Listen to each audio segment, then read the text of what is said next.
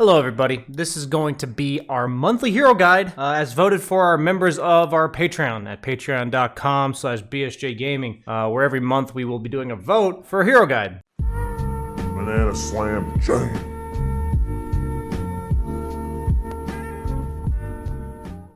This one's for Templar Assassin. That's what you guys voted for, and I've been playing a lot of her recently. She's been somewhat of a relatively popular carry hero. So I'm going to say that the guide I'm making today is specifically talking about carry Templar Assassin, which in terms of how it differs from mid, I don't think it's much other than the lane itself. If you play Templar Assassin mid, she is more of a carry-esque style mid. She does end up farming a lot, so be wary that if you pick mid Templar with something like a Medusa hard carry, you're going to run out of area to farm. Today, we're going to be talking about carry Templar and exactly what makes it good and bad. So let's first and foremost give like a summary of Templar Assassin. She's a ranged carry that starts as a melee hero, basically. That with side blades leveling up, she will get more and more range. The thing about her is that she does a ton of single target physical damage. If we pull up her spell kit, Refraction gives bonus damage. Meld gives bonus damage and armor reduction. And then also Side Blades giving her range and also spills into enemies that are behind the one you hit. So she is physical damage, a lot of it, and while Side Blades is pure, it is based on the damage that you did to the main target. So something to note is that if I'm hitting a target that has 0 armor and there's an opponent hero behind them that has 100 armor, if the Side Blade is spilling onto the 100 armor hero, it's like you're hitting the 0 armor hero with the damage onto the 100 armor hero. It's also something to consider that Side Blades being pure damage means that it goes through like Ghost Scepter and Decrepify and all that kind of stuff. So if you want to be able to finish somebody off, you can do that. Maybe not as reliably since you have to like have another target to hit in the first place, but something to consider. But even though Side Blades is like AoE, it's only a straight line, and most like illusion heroes and summons heroes, their stuff isn't lined up. So oddly enough, the Side Blades, even though it is technically AoE, does not deal with a bunch of units that are running at the Templar Assassin. So even though she has Side Blades, TA really is a single target physical damage carry that has a split-shotting type farming steroid. So I think it's really important to note that TA is probably one of the fastest farming hero in all of Dota. Like absolutely insane. She's up there with the Medusas and the Lunas, and you know, Alka gets gold faster than these heroes, but she's up there. She farms insanely fast with just her raw skill set. She basically has bonus damage, minus armor, and splash when it comes to farming. So pretty insane that this hero hits these timings, and while in the past she was predominantly played as a mid, she is very level dependent. And I've talked about how she's already like a carry-esque style mid laner. Basically over time with like the random buffs to meld level 1 and just the way Dota has kind of shifted over the years, TA hasn't really changed all that much, but the idea of what you want out of a mid laner and the idea of what a carry needs to do in the game, TA has just kind of turned more into a carry. And now that with the buff to meld, she's more of like a viable early level side laner. The cool part about TA that I also think is misunderstood is that she has her traps as her ultimate, which is an insanely powerful tool to protect yourself. So she's like a rapid farmer that likes to farm the same area over and over again if possible. And that's because she has traps, where you can lay traps at the entrances to the areas you're farming. If you're farming triangle, you lay traps there. If you're farming your own jungle, you lay traps in all the entrances. So unless the opponent like smoke ganks you, you'll most likely see them coming, and you can also slow them down on their way to get to you. So not only is she a flash farmer, but she also has a way to protect herself. She's very independent most of the time. But let's talk about exactly, because we've mentioned all of TA's skills, let's talk about what makes a good or bad matchup for TA. The most important thing to note about TA is that she relies heavily on refraction for damage reduction, okay? So, and like tankiness. So it's instances of damage, and if it's over 5 damage, it pops refraction. It pops a charge of refraction, which means like Orb of Venom does not, but pretty much everything else does. And so any heroes with multiple instances of damage are naturally going to be bad matchups for TA. And what we see here is that she's worst versus illusion heroes. We mentioned that. that Psyblades is not effectively AoE, so her worst matchups are Naga, Phantom Lancer, and Terrorblade are all in the top 10. And then if you look at the other heroes, they're either hard to actually hit because they're too tanky like Medusa or too elusive like Slark, or they just do a ton of damage over time. Ion Shell from Darkseer, all of Phoenix's spells are damage over time. I think Batrider is actually her worst matchup. I feel like just not enough lower MMR players actually play Batrider, but the Firefly sticky combo is just insanely hard for TA to deal with. And then of course Viper, kind of surprised about the Meepo personally, but you guys get the idea of what she's bad against. But then if you think about the fact that she's survivable due to refraction, then heroes that are going to struggle against her are ones that do a lot of damage in a small amount of instances. For instance, OD with his orbs, like carries like Lifestealer, Ursa, Lina. I think Lina and Puck are mainly because those are really favorable matchups for her in the mid lane. I don't think she's that great against them in game, but then you have like backline supports like Oracle that can't protect themselves. So Templar Assassin truly is an assassin. She wants to burst you down, and she counters the same people that she wants to be, right? She's a hero that wants to kill you in like 4 hits, and because of refraction, she counters her own concept. Right? She counters heroes that do the same thing. So TA really loves playing in games against these types of heroes where she'll beat them at their own game. And that's when you want to look to pick TA. You want to avoid dealing with these damage over time spells that make your refraction basically not a tool for survivability. And then picking her against heroes that would rely on bursting you but can't do so through refraction. So that's a lot about TA's good and bad matchups. Let's go ahead and just get into a little bit of demo mode. So what's important to first and foremost note is that TA's refraction does not work on allied creeps. So if we pop it here, we do an extra 85 damage, as you see there, but it only does 68 damage to our ally creep. That was patched a little while back, and it's important to note that even though you can Psyblade off of your own creeps like this, it won't consume refraction charges, and it won't do the refraction damage.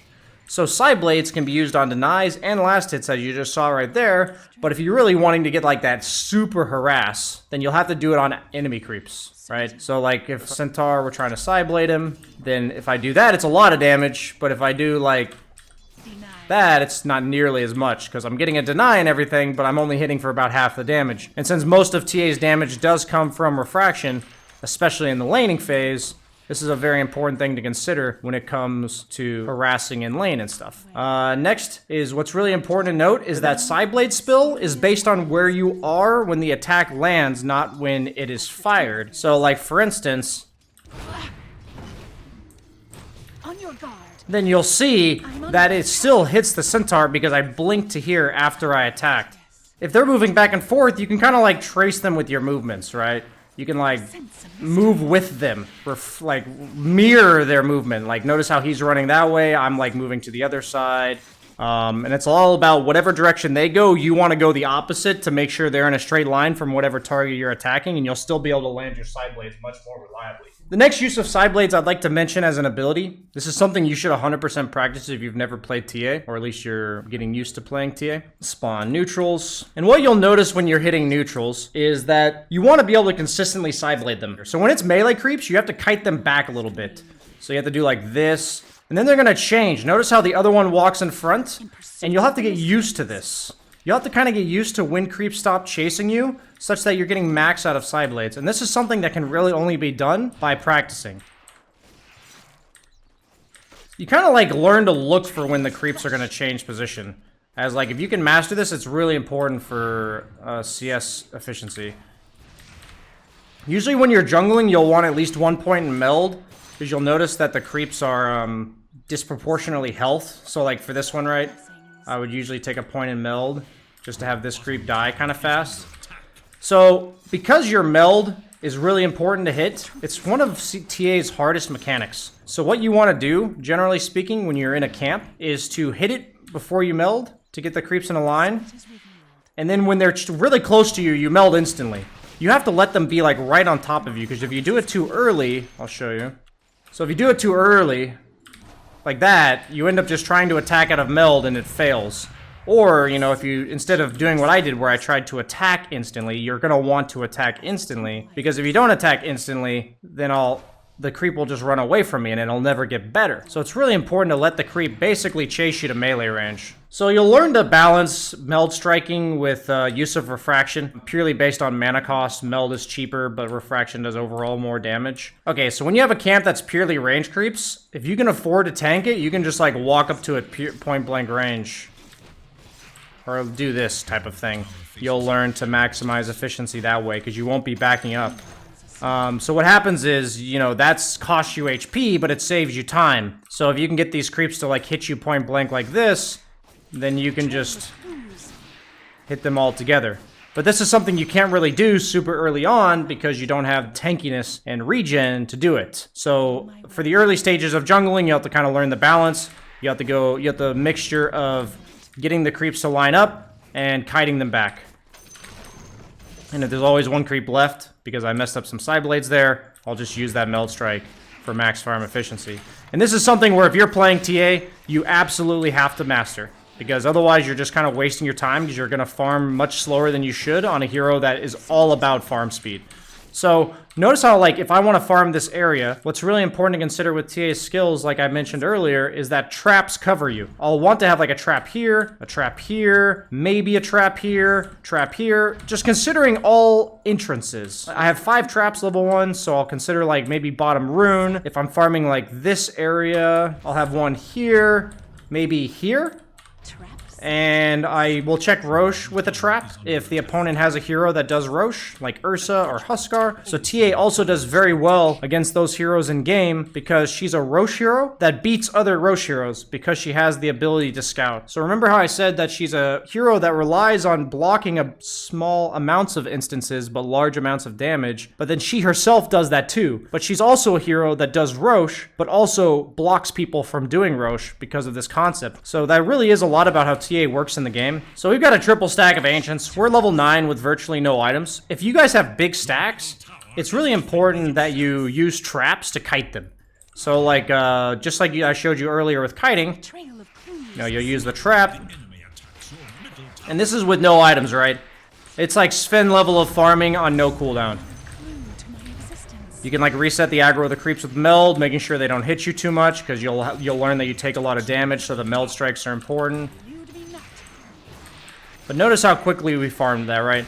Pretty insane stuff with no items. It becomes much easier to farm ancient stacks with Dragonlance, but you do not have to wait if you don't have the space on the map to wait. Meaning you got booted out of your lane pretty early and you need to jungle pretty early. Like TA can take ancients, like a single one, as early as like level 4 or 5. But like when it comes to stacks, you'll usually want maxed out refraction, probably 2 or 3 points in side blades ideally, and you can easily clear stacks. What's really important to note is that there's a lot of times where your traps will help your teammates. And something that unless someone on your team is actually griefing, you should do this every single game at the start of games. I still forget sometimes, but you should open your scoreboard, go to the show shared unit control options, and share units with all of your team by checking this box right here. And that will allow them to control your traps. Which means like if somebody on the enemy team is checking a rune and your mid is like also checking the rune and they want to kill them with your trap, they can use the trap themselves. I always make sure I tell my teammates I've shared traps with them, and if somebody on my team specifically is griefing, you know, I'll just go back in here and just remove it or whatever. Traps do provide 25 gold when they're killed. So if somebody is going to kill your trap, it's really good to get in the habit of, you know, selecting it. I usually use box select to easily select traps. It's kind of hard to like manually click it because the hitbox, as you see, that circle is pretty small. So usually when I'm selecting traps, I'll box select them just to make sure I click them.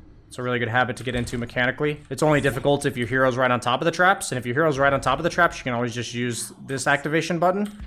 So like say, you know, I'm getting chased right here by an enemy hero and I like want to trap them, I just use this. Just note that you can't use this if your hero is silenced or disabled.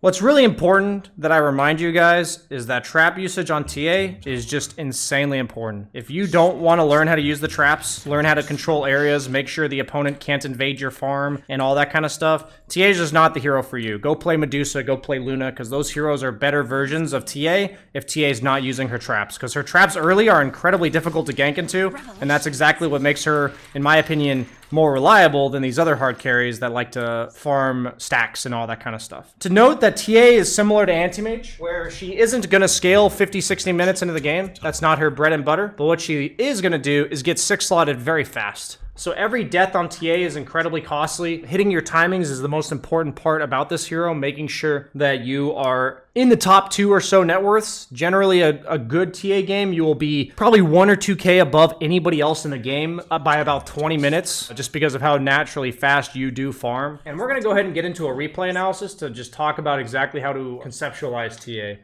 So when it comes to starting items, I think there's 2 options. You either include stick in your starting items, in which case some people will go the wand triple branch, or they'll go the stick plus like tangos and a quelling. Or if you're in a lane where you don't really want to stick, then you go like Wraithband components, where it's circlet, slipper, quelling, 2 branches, where you're just maximizing damage. If there's a really bad counter matchup, which most matchups are heroes with slows, like Venomancer and Viper that are super annoying, I'll usually start the lane with like 4 branches and tangos, and then I'll get boots super early. So I spend only like half of my starting gold, where I'm like then rushing boots as early as possible in the lane. So just note, if you're super hard countered on TA, it's usually because it's movement speed based, and getting earlier boots, you don't want to start with them because you need CSing damage items, but you want to get them very early. So one of the difficult parts about TA in the laning phase is she's kind of similar to like Sand King, where she can level pretty much any of her 3 skills and have it be reasonable. Sideblades is much more just about CSing and trading, but doesn't actually give you a way to like reliably secure range creeps, but it helps with your positioning in lane because you just have that extra 80 range, which, as you see her base range is 160, so it's pretty high percentage increase there. Meld is much more of the like, I'm against a melee hero that can't really threaten me, and they're gonna get up in my face. -5 armor level 1 is pretty insane, especially if your support is ranged or able to hit them, because if you're using meld in lane, you should definitely communicate to your support that they should be hitting the target you meld strike, because they just have no armor. And then also sometimes you level refraction, just because a hero like Legion Commander, who has her overwhelming odds, just like a large amount of damage on one instance that they're going to use, maybe like Coddle as well if you're laning against that. It can just be helpful, but this is really only a skill you're going to take if you're in a lane where you buy stick. If you're in a lane where you don't buy stick, you just don't have enough mana to cast the spell. So you can see here, Tomato is holding his skill. Very important on TA. He actually used his refraction to block the mine damage from techies.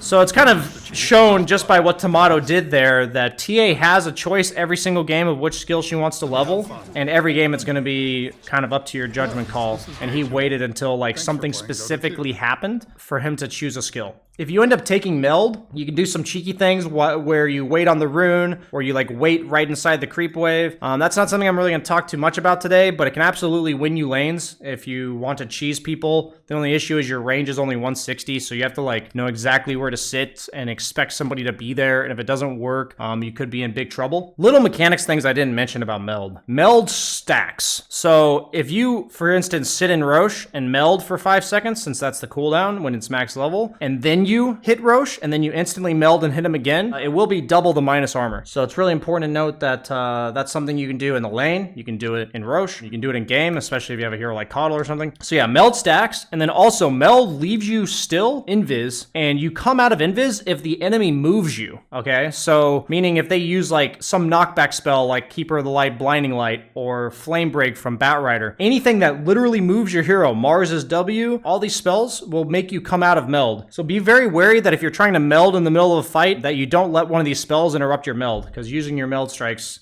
effectively is important at all stages of the game, laning stage, team fights. So I really like TA in lane against offlaners that are melee with no stun. I think those are her best matchups in lane. Beastmaster, Timbersaw, Underlord, heroes such as this. Heroes that could not threaten you from doing exactly what he's doing right here, where on the range creep, he's playing really aggressive. He's like threatening the opponent like, hey, I've got refraction charges on. I dare you to trade with me. You can do the same thing with meld in certain lanes. But basically, this is what a good TA lane looks like, where the opponent doesn't threaten you. You can walk up super aggressively like this. But if you're in a lane where they have stuns, or like a Venomancer or a Viper where they're slowing you, it's going to be all about defensive creep aggro and avoiding them at all costs. Those are the lanes you'll usually take Sideblades because it gives you extra range to kite them with. And just note that the way he's playing here is only because he's in a good matchup. If you're in a bad matchup, guys, defensive aggro. And don't be afraid on TA if you're in a really bad matchup to leave lane at like level 3 or 4. TA is perfectly capable of jungling level 3 and 4. Is she happy about it? No, but against any atrocious matchup, especially if you've died once or twice, it is not bad. It is not a bad alternative. I've won plenty of TA games where I had to jungle at level 3. You'll almost always take Sideblades level 2, No matter what you skill level 1, if you skill Sideblades level 1, then it's a judgment call between the other two. By level 2, you'll always want to point in Sideblades, is what I'm trying to say. It's just free damage, and it's range, it's trading, you can harass people. So notice how what TA does really nice about in terms of other carries is if the lane's pushing into you, notice how the enemy had 6 creeps there, and he only has 4. You can use this Sideblades to just push the lane out a little bit. Make sure you're not getting dove. Because remember how I said TA has issues with a bunch of summons in her face, illusion heroes in her face? It's the same thing in the lane, because creeps break your refraction charges. So we don't want too many creeps running into us, because then we'll have to play overly passive. So she's a really good hero at maintaining lane equilibrium. If you're worried about pushing the lane, make sure your Sideblade attacks don't hit too many enemy creeps. Notice how he's just keeping the lane perfectly even at all times. TA always had the capability of doing this.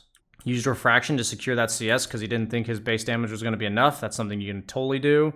So in terms of continuing items, if I'm in a good lane, I'll go the Band of Elven-Skin first. It's just damage, harass, etc. If I'm in a bad lane, I'll go boots. The ideal build on TA is to rush treads because they're just so efficient for her. She uses every aspect of them, the tread switching, which if you're not tread switching, now's the time because TA is a great hero. None of her abilities are targeted, so at least the ones you use on low cooldowns in regards to tread swapping. And also, she heavily needs it. So she goes treads, and then the ideal item is Basilius. So Falcon Blade, at least in the current patch that I'm recording this video, 7.31D, is just a garbage item for carries. It's too expensive. And most carries that need mana to farm, they don't need damage, they just need mana. Like TA has plenty of damage from this skill and this skill, so she doesn't need damage. So she just wants the cheapest item possible that gives her mana. This hero absolutely relies on mana to farm, and almost everyone's choosing Basilius. You might consider raindrops, you might consider just a casual Sage's Mask. A lot of that is kind of just a feel thing, but just know you will need some mana item as you're exiting the laning phase. So usually you get the treads early like you're seeing here in a good game, and then you go back for the mana item. I would pretty much say if you plan to be aggressive at all in lane, you'll want Meld. If you're kind of just chilling by trading here, like you're seeing he's just hitting creeps out and pushing, which I think is important to consider against like kill lanes like this. Like Dawnbreaker is a very kill heavy support. Beastmaster is going to pressure your tower. The thing about TA is she farms so fast that you only want to confront the opponent if it's really efficient for you, and if you're like able to just crush them. Otherwise, playing the way he is now, where he's level 4 and just pushing the lane out, and he's probably gonna go rotate to jungle, is a totally viable strategy that I'll do plenty of times on TA. So notice how he's pretty much just avoiding interacting with the opponent heroes as much as possible. He's only doing it in order to hit creeps, and when the creeps are here, he's actually killing them as fast as possible. Notice this? He's not actually like holding the lane near his tower or anything like that. And all that's doing, and even though he's not like leaving to go jungle just yet, because he doesn't probably have enough levels, is that he's spending as little time as possible in the creep wave. And this is the part about TA that can be tough, is whenever you get ganked by mid laners, before traps, you don't really have anything you can do about this. And that's why a lot of times you'll try to push out the lane and jungle if possible, because that's the best way for TA to survive, is just quickly kill the wave and then leave. That was a good rotation by Pango though, so understandable death. Just gonna go right back to what we were doing, hitting the creep wave instantly. Boars are really annoying for TA, that's why he's pushing it out. But this is like any bad matchup, right? Because TA, early levels against Beast, good matchup, but as boars get higher level, it's like basically a Viper because the boars slow you. So notice how he's playing for the jungle now. Jungle, lane, back and forth, back and forth. If you can't return to lane, guys, do not be afraid to just jungle. Notice how he traps the big camp because he's against a hero that had buys Helm of the Dominator and is going to take that creep. He also wants to know if the opponent offlaner is going to farm that camp. That's really important consideration at the highest level. You should consider it at all levels, but everyone considers this at the highest level, where they basically ask themselves, do I think the enemy offlaner is going to take this big camp? Because at this point in the game, both cores are usually farming the lane, and then they're trying to get that extra bit of efficiency out of everything else. So knowing whether or not who's can farm the big camp is a really important deal. He's positioning himself incredibly safely because Beastmaster has Roar. Notice how safe he's being, and then he's still getting picked on. Forcing the opponent to do as much as they can to kill him. And the thing about TA is that I said every death is really impactful. I think most of the impactful deaths are the ones that come once the mid game starts. Laning deaths suck. You never want them on any carry hero, but these type of deaths, like, I give that one a WCYD. If you're playing TA and that happens to you, shit happens. You really need to focus on not dying when you farm the map. Okay, that's the biggest part. So we're gonna fast forward. He TP's mid because he's done with bottom. Same idea, he quickly pushes out the lane, traps the runes. We mentioned those as being like a really good place to trap. He's going to trap the Ancients because he's going to stack them and use the trap to kite most likely. If you're TA, even as a carry, it's really good to do exactly what he did there and yoink the runes from the opponent if you're farming in this area. If you're already a mid TA, then you'll probably be here anyways. So I personally go Dragonlance first. That usually is like the default. People will go Dragonlance first. But in this case, he's going Deso, which is kind of interesting. Like he's skipping Meld for now, has the extra point in Sideblade, so he maybe doesn't need as much range from the Dragonlance. And maybe he's just prioritizing the early Roche, because the Deso timing gives you Roche, it makes you farm way faster. I'm actually curious, because he does end up going Dragonlance this game, so I guess reversing that order is something I never really considered, but I think he just wants that extra damage to make sure he farms faster. In terms of neutral items, you even saw there, the best ones for TA are ones that give you health regen, such that you can use Refraction less to sustain, or especially the best ones are the ones that give you mana. Arcane Ring's probably the best. Tumbler's Toy is kind of nice too, but just anything that gives you mana because Ocean Heart, because you purely rely on mana to farm. So I think Arcane Ring's actually her best level 1 neutral item. So the thing about TA is because she clears waves so fast, her contribution while she's farming is she defends towers. Just like any other rapid farming carry. Make sure you defend towers. She does it really well as well because she clears waves so fast. So the thing I've noticed about my participation in fights as TA is it's exactly that. If my team needs me to help like clear some creeps, make sure we defend the tower, I'm going to do that part. And unless the opponent's like clearly overextended, I'm just leaving. Don't get too involved in fights, but it's okay to be near fights. It's kind of like a weird balance on TA, but you end up realizing it's okay to be near the fights, but you don't actually want to enter them until you have your item timings. So almost certainly going to use the trap here to slow the stack. There it is. Notice how with just treads and a mithril hammer, he's able to farm a triple ancient stack. And the opponent's doing a really good job of invading, right? They're doing an insanely good job of invading his early farm. Notice how that trap had huge payoff there, trapping his entrance to farm. So the opponent, even though they killed him, is paying like heavy prices for invading his area. This is something that really differs between TA and other hard carries that are farming triangle. Is if you can make it hard enough for the opponent to kill you, your team will usually be able to capitalize. This is obviously very high level pub Dota, but if you're playing in party queue stacks or even if like you're playing with a TA on your team, you can keep these things in mind. So back to triangle he goes.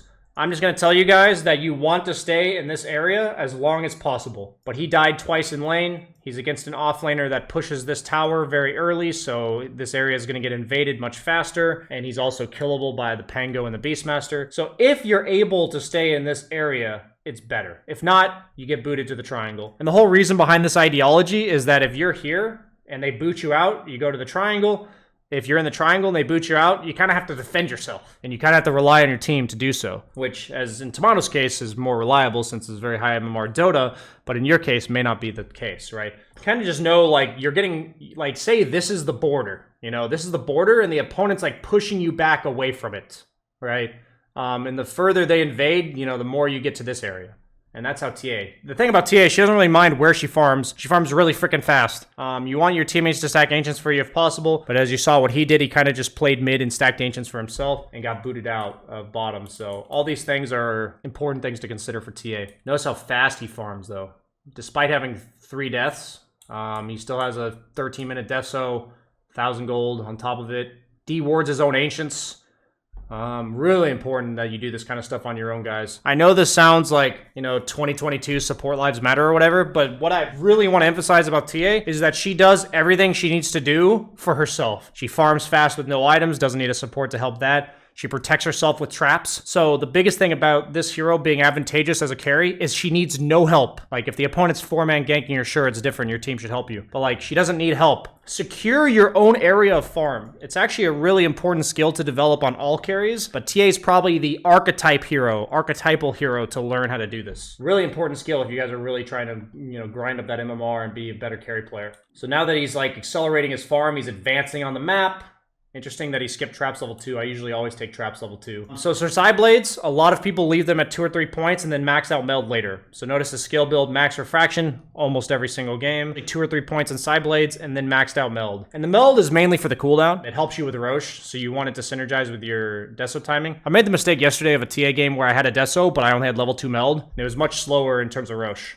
So important that the earlier your Deso's coming, the earlier you want to max out that meld. Everybody takes the attack speed talent from what I've seen. And when you're Radiant STA, you especially want to play Triangle once you have Deso, because you're threatening Roche this entire time. If you're Dire, it's a little bit more awkward. I do think Radiant is better for TA because of this. She wants to play Triangle around 15 minutes anyways, and she's a Roche hero, so she's kind of like doing it all at once on Radiant, but on Dire, she's not. So I wouldn't tell you not to pick TA on Dire. It's just a bit more complicated, because on Dire, you'll want to like farm this area and then move to top to farm near Roche, but that's not like what the hero naturally wants to do. So I do think she would be better on Radiant, though. Like, I've had better success with her as well on Radiant. So he's actually gone the opposite order of items. I'm actually learning something from this replay myself, because I pretty much always defaulted, if I wanted all three of these items, to going Lance, Deso, Blink. But against these heroes, they don't actually have any instant disables. Dawnbreaker's like gonna run at you, Pango's gonna run at you, Beastmaster's Boars are gonna run at you. And that's specifically when Blink is like really good on TA, because the thing about TA, she's one of the best Blink builders in the entire game, because Refraction blocks damage. So if people hit you with Refraction on, you can still Blink with Blink Dagger. So that's like a really important interaction for people to understand. And I feel like if you're worried about kiting the opponent, Dragonlance is better. But if you're worried about them getting on top of you and you just want to like reset the fight, create that extra distance, Blink Dagger is much better. So what I'm seeing here from my perspective, like what I'm learning, is that he knows he needs damage, so he went Deso first, and he knows that Blink Dagger offers him much better survivability than the Dragonlance, so he's going for like reversing the order to make sure like I tried Blink Dragonlance yesterday and it felt really bad to have those before Deso. So I think you want Deso in your first two items for sure, and then it just boils down to which order of those two items you buy. This is kind of what I'm learning with you guys right now. I've played a lot of TA, but he's played way more TA than I have, so he's clearly got a lot of these little things more refined than I do. So let's see, level 2 traps, level 13. I usually take it at 12, but it's fine. Pretty similar there. Notice how he's pretty patient, not joining the fights and just kind of assassinating people on the outskirts. The thing about TA is she's farming almost this entire time. Notice how he has about 10 CS a minute, but he's like near the fights in this area, meaning don't go out of your way to go to fights. But if the opponent is fighting in your like area of farm that we've talked about where you're farming here anyways, notice how he's like kiting the outskirts of the fight. She really is an assassin that is similar to PA, where she doesn't really go in though. She kind of like consistently, she's like a ranged version of PA. That's how you want to like conceptualize her, but she's much more useful at this stage of the game. That's what makes TA so strong. Notice how she lets her team go first. She's pretty much never going to go first. Last thing you want to do on TA is blink in and just get focused. So I would tell you that the biggest like noob indicator of a TA is when they blink in before anyone else goes in and the opponent just kills them with 4 heroes. Because TA does a ton of damage in just like 3 or 4 hits. She wants like 1 or 2 heroes to just create some chaos, have somebody that initiates for her, and she's going to be the follow-up. Okay, guys? So just remember that you're like a PA, but, you know, you have a ton of range. You have, after this is maxed out, you have an extra 350 range, which puts you at 510, and then with Dragonlance, you have 650. So you're a PA that can be 650 range from people and killing them. So kind of like kiting the outskirts of the fight is a really important part of TA. And I've had plenty of games where I have like 1 or 2 deaths in the early game, and as long as this part of the game goes smoothly, I feel good on TA, okay? Because I'm farming really fast. I still have good timings, the 14-minute Deso, and then, you know, I just do so much damage, and I'm worried about Roche, so I'm purely focusing on that. Level 2 items, I think Grove Bow is the best. Probably Brigand's Blade next.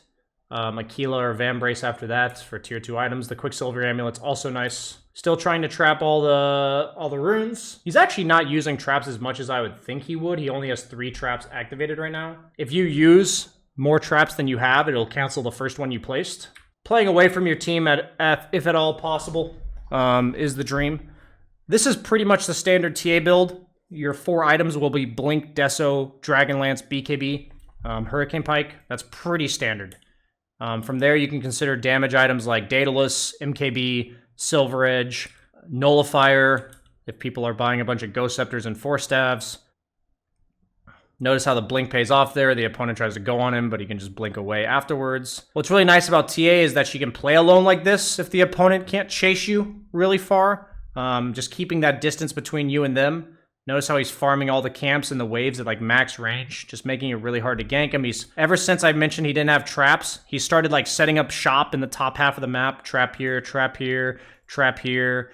You know, he's just really focusing on protecting himself while he plays alone with Aegis. So you got to be careful of doing this on TA because it's really important that you do it, but it's also like game losing if you die twice in this type of scenario. Disassembling Dragonlance for BKB is pretty common, something you should strongly consider as well, just to have that BKB be a bit earlier. It's especially better if you have Grove Bow because you basically have the range from the Dragonlance already. And just notice how he's using the first Aegis. The first Aegis, I just farm and kill buildings. That's pretty much it. There's nothing fancy about this. Notice what happened here. Let's just like rewind to, you know, the start of the Aegis. That was 4 minutes ago. Let's just like look at the net worths, right? So this is like a pretty standard TA game if you win like a fight or two in the mid game. So he's up by 1,500 gold. Like, how do they spend the entire Aegis, right? He's making that 5k gold. Now, this is quite a perfect game, meaning like everything's going according to plan. But the first Aegis is not fancy, guys. You don't need to go force fights. You don't need to like siege high ground. Notice how he conveniently took tier 2 top while he was farming, conveniently took tier 1 mid while he's farming. None of these are like insane moves. You just farm faster than anybody else. You do a ton of free damage. You clear entire jungles, and you can just do that alone because you have Blink Dagger and Refraction. So this is how you want to use the first Aegis as TA. Just because you're not a hard carry does not mean you go high ground with the first Aegis, guys. That's exactly how you lose with heroes like TA. What happens is you get so freaking farmed from the first Aegis, then the second Aegis ends the game. Very standard timings for TA here. If you're strong enough, always cut mid lane on TA. She's a great hero for cutting mid lane because she does it from so far and so fast. Now her team's finally making a move to her. It's kind of like, well, you just eventually wait for your team to come to you, and when they do, you notice how he's like farming near them.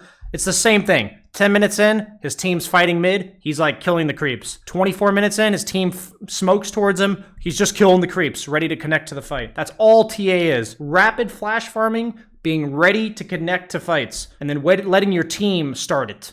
I have had plenty of games that I've lost as TA because I am impatient. I'm upset because my team's never coming to me, and I've learned that the best option is to just keep doing what he's been doing here, and eventually your team will show up, guys. Eventually they will. It just happens. Like, even if they stumble upon the right thing to do, they will eventually show up. So that's what you got to rely on, and eventually when they go in, look to follow up. Look how patient he is, letting the opponent cast spells. His teammates are forcing a bunch of abilities. He is not rushed. You can see it. This is a good TA player. The second you see a TA player that's bad, they look rushed. They just impatiently blink in and die. But TA has no cooldowns. Her only cooldown is BKB, and if you're patient with it, like, man, the hero just let the opponent cast spells, and then you're going to have the freest game of your life. So the opponent smokes, ready to fight again, it looks like. Not really sure why, since they use their cooldowns. Really nice Hurricane Pike usage by him there. Notice how he's just kiting the edge. Just killing people from long range. Nothing fancy. Chase them down. One of the best chase heroes in the game. And this is just clinical. It looks so easy, but it's because Tomato never made the stupid blink in. Okay?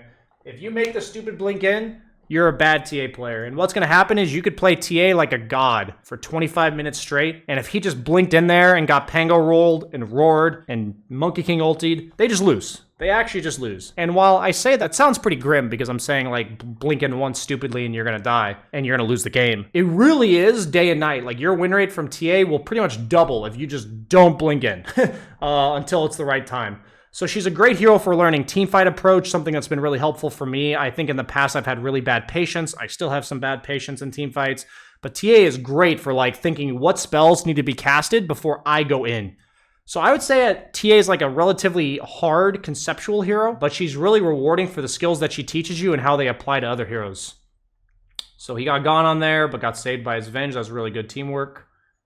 And just re-engages. TA is amazing at disengaging and re-engaging because of Hurricane Pike, because of Blink. In this case, he's going Butterfly because the enemy team has a bunch of right-clickers, Pango, Monkey King, and Beastmaster. If you're like really far ahead at this stage in the game, Butterfly is a great item, or like Lincoln Sphere, where you don't actually need damage to kill people. Like, if this is what the net worths look like, you don't need Daedalus, you don't need Silver Edge, you don't need items that actually make you do more damage. You can just purely itemize to live. So against a bunch of right-clicks, you go Butterfly. If he's against like a Doom, you go, Lincoln Sphere. Bat Rider, you go Lincolns, stuff like this. But yeah, if you're this far ahead, itemize to just make sure you don't die. Because as long as you have enough damage on TA, there's like a threshold of this, and the further ahead you are, the less actual damage items you need to do damage. Pretty much everybody takes the Meld Dispels talent at level 20. One of the best ways to deal with TA is like urns and just overall abilities that like kite you and slow you. You can't dispel Halberd, which is probably the best item in game against TA. It's super obnoxious for TA to deal with halberds. But I'm kind of rambling. But the biggest thing about this is that there's just almost always something to dispel. Like in this game, even just the disarm from Pango is dispellable. And that can be super annoying. So that alone is enough. So I pretty much always take that talent. I've pretty much always regretted it if I don't take that talent. Gets rid of urns, gets rid of roots, all that kind of stuff. Obviously, it doesn't get rid of silences because you can't use meld if you're silenced. I love putting traps in the mid to late game on camps, or like around camps. Look at his trap usage. So important. Entrances to jungles, camps. It's just so good at closing off the map. You alone, if you at this stage in the game with TA, look at the opponent's like exit out of base. Like bottom lane, trapped. Entrances to bottom jungle, trapped. Entrances to top jungle, trapped. This is so important as TA. If you have the lead in map control, the opponent should have to buy a gym and like walk together as 5. Like that's what they should have to do in order to get out of their base.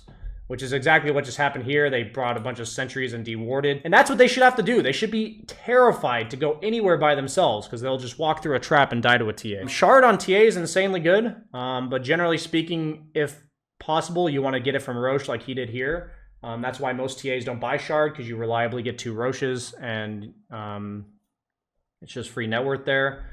I would say the one you want to take is Refraction Instances, but if the opponent's BKB TPing out a lot, or they have a hero like Enigma for the Meld Hit Bash, where you can cancel Black Hole through BKB, then there's definitely exceptions for the Meld Hit Bash. But I would say on average, you should default to the Refraction Instances. It's just so many instances. You go from 6 to 13, which is pretty insane. With Aegis, he saw 2 people on the map, so he's willing to blink into the high ground like that. But in general, you want to be safe about it. You don't really want to dive. Notice how he's not diving at all. The biggest thing about TA is you don't want to blink in unless your teammates are locking people down. Okay, basically you want to have your blink to reset the fight. Basically, your blink negates the opponent's ability to reliably commit onto you. The second you blink in, it's kind of like Slark using Dark Pact. They're like, get him now, get him! It's like, there's 3 seconds where that Slark doesn't have Dark Pact, we can stun him. It's the same thing on TA. You blink in, the opponent has this opening to actually go on you. So notice how his blinks are all like casual blinks backwards, like this one, where he just resets the fight because the opponent fortified, and then he just like walks back in, and then he's gonna like kite the edge of the fight. And then if the opponent goes on him again, he'll blink again. But otherwise, he's just holding his ground, right? And just sieging. You do a ton of damage from long range. Never blinking in. Never blinking in. Only blinking to chase people who are by themselves. I love TA against Pango because you can kill him during roll. Didn't quite work out there, but he almost killed him single-handedly. He might even kill him with that trap, which is pretty insane. And the game's going to end smoothly. So in regards to items, Ags is, in my opinion, only a late game item. There's going to be certain patches where Ags is like probably broken if they buff it again or whatever. It's really nice. It's a super low cooldown TP, and it's something you can get used to using with your traps. But I would say on average, Ags is a luxury item, and you'd rather just buy damage items and repositioning items for fights. You're seeing how impactful the Blink is, the Hurricane Pike, and then just damage and BKB. It's like Blink, Hurricane Pike, BKB, and damage. And even though Butterfly is a survivability item, it is damage because it gives you agility, attack speed, and overall just plus damage. This is a clinical performance by TA. The later the game goes, the more awkward it gets. Swift Blink is super good on her as well. So this is like a pretty standard 6-slotted territory where this item is going to be any of the items I mentioned. Nullifier, Silver Edge, Daedalus. And then from here, when you can actually drop the boots because this hero has innate mobility with these items. We can start talking about having 2 of those items. Potentially Rapier. Shit can get kind of weird on TA if the game goes too late. But this is like the perfect script for TA, and anything outside of this, we're aiming to avoid. If it happens, then the timings are going to be delayed. Maybe things get a bit weird, but this is like the perfect looking TA game. And I didn't even watch this game before I watched it. This is just exactly like clinical performance by Tomato. He set it up all himself, meaning like the way he played the map, his timings. He even started the game 0-3. I think this is like actually a perfect example for this guide to show you guys that you can start 0-3 on TA and then just crush it. I've actually had numerous games like this myself. He probably does it more often than I do, but where like as long as you hold fast and just stick to it as TA, you know, you will persevere. So thanks for watching, guys. That's the TA guide. Hope you enjoyed. Bye-bye.